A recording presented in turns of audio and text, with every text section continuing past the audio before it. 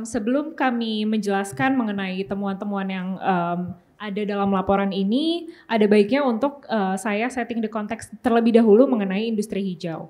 Jadi industri hijau secara definisi memang ada dua. Yang pertama adalah industri teknologi rendah karbon, yang kedua adalah industri yang tinggi karbon. Dan kebetulan dalam laporan ini kami akan lebih menggali lebih dalam pada jenis kedua, yaitu industri yang tinggi karbon. Kalau industri yang teknologi rendah karbon seperti yang kita tahu, seperti contohnya adalah solar panel, lalu juga baterai dan lain sebagainya. Dan industri yang tinggi karbon kebanyakan memang industri berat yang menghasilkan emisi tinggi yang merupakan industri yang energi intensif. Dan juga misalnya industri-industri transportasi berat. Industri berat ini biasa disebut sebagai industri hard to abate. Memang dari proporsinya sendiri cukup signifikan di global, sekitar 40% kontribusinya terhadap PDB global, lalu juga 60% dari konsumsi energi industri itu digunakan untuk industri-industri berat ini. Dan juga menghasilkan emisi sekitar 40%. Dan memang secara trennya, belakangan juga terdapat berbagai perkembangan tuntutan produk-produk yang lebih hijau dan beberapa negara juga sudah melakukan penyesuaian baik dari sisi supply maupun demand kebijakan-kebijakan industri yang lebih hijau. Oleh karena itu kami melihat bahwa hal ini penting bagi Indonesia untuk juga ikut melakukan transisi dan juga untuk merespon dinamika-dinamika yang terjadi di global. Kami mencoba untuk melihat tren atau dinamika yang ada di global dan setidaknya ada dua hal yang kami garis bawahi. Yang pertama adalah tren negara-negara maju yang justru lebih merelaksasi dan juga melakukan penyesuaian kebijakan-kebijakan hijau atau green policy-nya. Sebagai contoh Amerika Serikat yang kita tahu keluar dari perjanjian climate, perjanjian Paris Agreement, dan juga misalnya EU dan Kanada, EU sendiri melakukan penundaan kebijakan-kebijakan anti deforestasi, lalu juga kalau kita lihat Kanada beberapa bank besarnya juga keluar dari perjanjian komitmen nol bersih. Lalu juga kami melihat tren kedua yaitu negara-negara middle powers justru semakin progresif dan juga semakin mengambil peran strategis terhadap kebijakan-kebijakan iklim. Jika kita lihat misalnya contoh di Tiongkok justru semakin ambisius ya, bertolak belakang dengan yang terjadi di Amerika Serikat gitu ya. Beberapa komitmennya juga menunjukkan bahwa Tiongkok mendorong untuk transisi energi dan transisi menuju ekonomi yang lebih rendah karbon. Lalu kalau kita lihat di Jepang sendiri, Jepang juga menunjukkan komitmen-komitmennya terhadap transisi energi seperti itu. Salah satunya adalah dengan adanya inisiatif AZEC yang salah satu pusatnya adalah didirikan di Indonesia. Lalu juga kalau kita lihat sebagai contoh Australia dan Korea Selatan juga semakin ambisius. Sebagai contoh Korea Selatan fokus pada dekarbonisasi sektor-sektor transportasi dan kalau kita lihat di Australia juga semakin fokus kepada dekarbonisasi sektor-sektor industri berat dan juga manufaktur. Dan kalau kita lihat di kawasan Southeast Asia, Asia Tenggara sendiri juga semakin ambisius terutama untuk carbon pricing, regulasi-regulasi dan juga komitmen mengenai target-target iklim dan juga emisi nol bersih. Next. Ya. Lalu kami juga menganalisis situasi nasional terkait industri hijau. Di sini kami melihat setidaknya 3 subsektor yang cukup menghasilkan emisi yang signifikan di Indonesia. 3 itu adalah besi dan baja, semen dan pupuk. Bahkan apabila dikalkulasi, ketiga industri ini mencakup sekitar hampir 82% dari emisi sektor industri di Indonesia dan juga konsumsi energi yang cukup signifikan, bahkan penggunaan batu baranya mencapai hampir 85%. Seperti itu, dengan pertumbuhan ekonomi yang cukup stabil, memang dekarbonisasi sektor-sektor ini menjadi salah satu kunci dari dekarbonisasi ekonomi Indonesia. Dan kalau kita lihat trennya sendiri, besi dan baja, semen dan pupuk, ketiga tren pertumbuhan dan juga demand dari produk-produk hijau ini pun semakin meningkat. Sebagai contoh misalnya besi dan baja, saat ini beberapa inisiatif perusahaan domestik juga sudah melakukan transisi untuk merespon terhadap demand-demand baja hijau tersebut. Dan untuk semen sendiri pun juga Indonesia memiliki potensi untuk menjadi salah satu produsen semen hijau di kawasan. Karena Indonesia merupakan salah satu negara penghasil produksi semen terbesar di kawasan. Dan juga pupuk, kalau kita lihat Indonesia memiliki potensi yang cukup besar untuk produksi green ammonia sebagai komoditas strategis di global. Karena memang pupuk sendiri ini merupakan komoditas yang tidak hanya berkontribusi untuk sektor energi ataupun sektor manufaktur, tapi juga sektor ketahanan pangan. Next. Lalu kami mencoba lebih dalam deep dive ke sektor besi dan baja. Kalau kita lihat memang di sini pertumbuhan dari pada ekspor dan impor besi dan baja semakin meningkat, terutama pada ekspornya. Dan memang tujuan ekspor Indonesia saat ini sangat besar ke Tiongkok, hampir 70%. Setelah kami melihat mengenai situasi dan juga tren mengenai besi dan baja hijau di Indonesia, memang kami melihat kesadaran industri untuk melakukan transisi itu sudah mulai muncul dan sudah mulai ada beberapa champion industri yang melakukan transisi. Namun memang tren ini didorong oleh pasar internasional dibandingkan pasar domestik.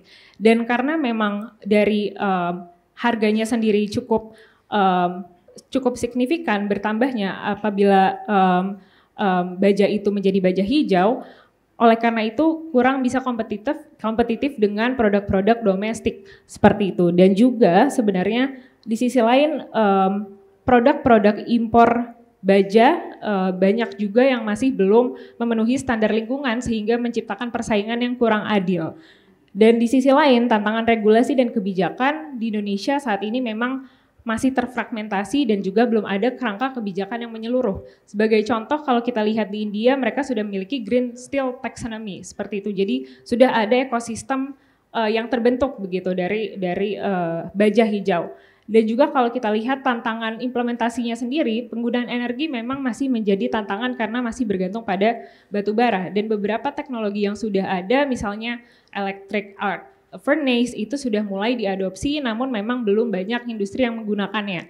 Karena memang dari umur asetnya sendiri, Indonesia saat ini masih banyak menggunakan teknologi BOF, yang mana itu umur asetnya cukup panjang seperti itu. Jadi cukup mahal untuk bertransisi di awal dan investasi yang dibutuhkan itu cukup besar.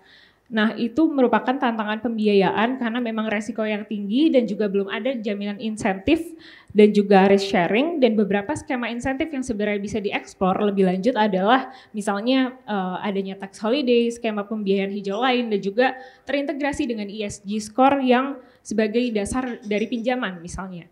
Jadi kami lihat memang beberapa peluang baja hijau ke depannya juga bertumbuh dan juga berbagai sektor sudah memperlihatkan kebutuhan baja hijaunya. Oleh karena itu memang dibutuhkan integrasi kebijakan lintas sektor yang dapat lebih mendorong ekosistem ini terbentuk di Indonesia. Next. Kami melakukan pemetaan kebijakan, regulasi, dan juga institusi aktor-aktor siapa saja yang terlibat dalam kebijakan yang terkait dengan industri hijau. Memang industri hijau ini merupakan agenda lintas sektor yang memerlukan harmonisasi regulasi dan kebijakan dan juga sinergi antar institusi dan juga pemangku kepentingan dari berbagai bidang. Sebagai contoh kami mencoba untuk stock taking kebijakan cukup banyak gitu ya, terkait kebijakan industri hijau ada dalam komitmen nasional, dalam dokumen RPJMN, NDC, dan juga target net zero emission, lalu juga memang industri hijau ini sudah memiliki landasan hukum dalam hukum perindustrian seperti itu yang menetapkan mandat terhadap efisiensi energi dan juga pengelolaan lingkungan, lalu juga sudah ada rencana pembangunan industri nasional dan juga ada beberapa skema insentif dan fasilitasi industri yang tapi belum terlalu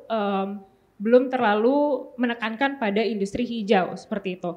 Dan juga sudah ada beberapa standar dan sertifikasi industri hijau seperti yang sebelumnya sudah dijelaskan.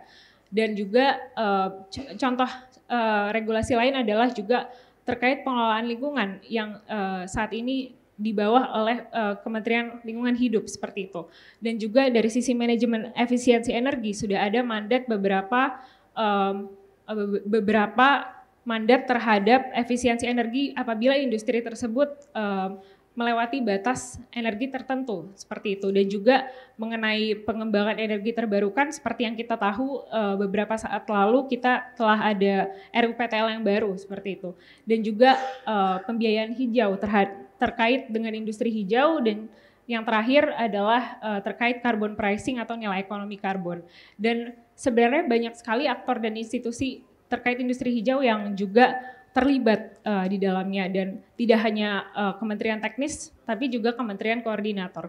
Dan beberapa saat yang lalu memang Indonesia sudah membentuk ya Satgas Transisi Ekonomi dan Energi, Transisi Energi dan Ekonomi Hijau, yang kami lihat menjadi peluang untuk mendorong agar sinergi antar institusi ini lebih baik lagi, karena memang di dalamnya terdapat pokja mengenai dekarbonisasi industri dan industri hijau. Lalu juga selain itu DPR sebagai pembuat regulasi memegang peranan penting, dan juga badan-badan lainnya terutama mengenai badan standarisasi dan juga lembaga sertifikasi dan juga sertifikasi industri hijau dan sertifikasi produk. Next. Berikut beberapa tantangan regulasi dan kebijakan yang setidaknya kami identify dalam dokumen ini. Ada 6 poin. Yang pertama mengenai fragmentasi kebijakan, karena memang kembali lagi agenda industri hijau ini merupakan agenda yang lintas sektor. Banyak sekali kebijakan, namun yang kami lihat masih belum ada adalah kebijakan umbrellanya, payungnya seperti apa untuk lebih tersinkronisasi lagi agar tidak terjadi tumpang tindih. Lalu yang kedua adalah ketidaksesuaian standar yang sekarang dimiliki Indonesia dengan standar internasional. Ada baiknya apabila standar yang dimiliki Indonesia ini dapat setidaknya membantu Indonesia untuk juga comply ke standar internasional, jadi tidak terlalu berbeda, bisa melakukan opsi misalnya modifikasi atau adaptasi seperti itu.